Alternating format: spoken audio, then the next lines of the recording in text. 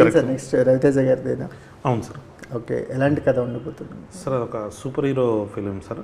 But ఫన్నే sir, అది కూడా కంప్లీట్ ఫన్ ఉంటుంది. ఆడియన్స్ ఎక్స్పెక్ట్ చేయని ఒక యాంగిల్ కూడా ఒకటి తీసుకొస్తున్నాం సార్ ఈసారి. గేమ్ అప్గ్రేడ్ చేస్తున్నాం. సూపర్. మీకు సితారా ఎంటర్టైన్మెంట్స్ అనేది ఒక హోమ్ బ్యానర్ అనుకోవచ్చు.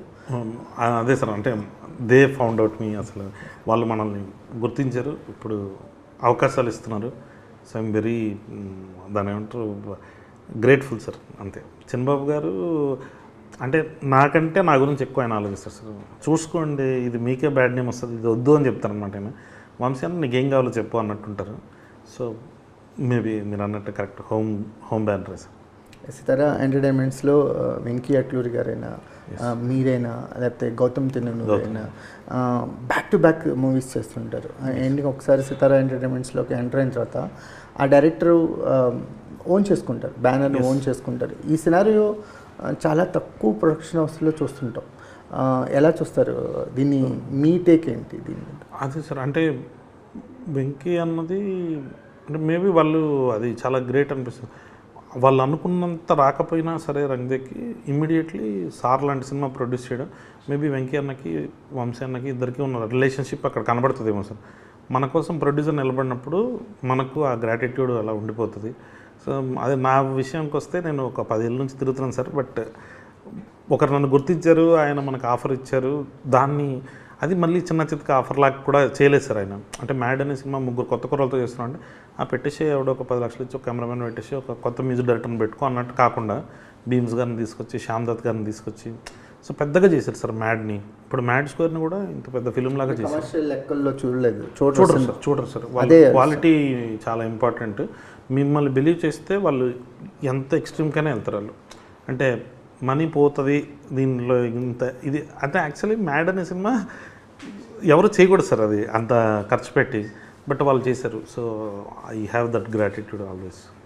ఇప్పుడు మీకు బయట ప్రొడక్షన్ హౌసెస్ నుంచి కానీ వీటిని కానీ వస్తుంటాయి కదా ఆపర్చునిటీస్, ఎలా ఎలా ఎలా ఉన్నాయి? అదే సార్, అంటే ఎవరన్నా చాలా మంచి మంచి ప్రొడ్యూసర్స్ ఉన్నారు సార్ బయట.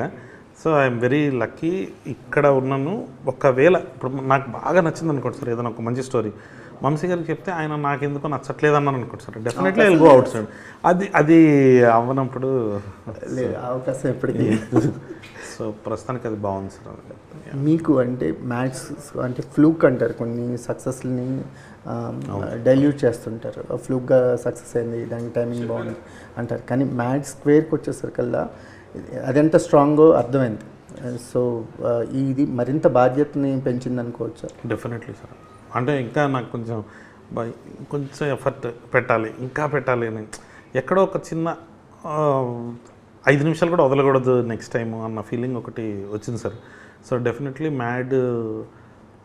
మ్యాడ్ చేసినందుకు మనకు సక్సెస్ వచ్చింది సార్. మ్యాడ్ 2 చేసినందుకు కొంచెం భయం కూడా వచ్చింది. ఇంకా నెక్స్ట్ టైము మనం చేయబోయే సినిమా ఇంకా దీనికంటే బెటర్ ఉండాలి సార్. సెకండ్ హాఫ్లో థియేటర్ ఆల్మోస్ట్ ఒక 8 సార్లు అందరూ కలిసి అరిచారు సార్.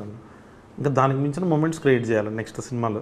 సో థియేటర్కి వచ్చేటప్పుడే వాళ్ళు ప్రిపేర్ అయ్యి వస్తారు. ఓకే వీడెవడో మ్యాడ్ 2 తీసినట్ట, రవితేజ గారు అంత పెద్ద హీరో ఉన్నారు అంటే ఇంకా ఎక్కువ ఎక్స్పెక్ట్ చేసి వస్తారు సార్. ఆ ఎక్స్పెక్టేషన్స్ రీచ్ అవ్వాలన్న ఆ రెస్పాన్సిబిలిటీ, భయం రెండూ వచ్చేసేది సార్ థియేటర్లో. Wish you all the success sir. Thank you sir, thank you so much sir. Done sir.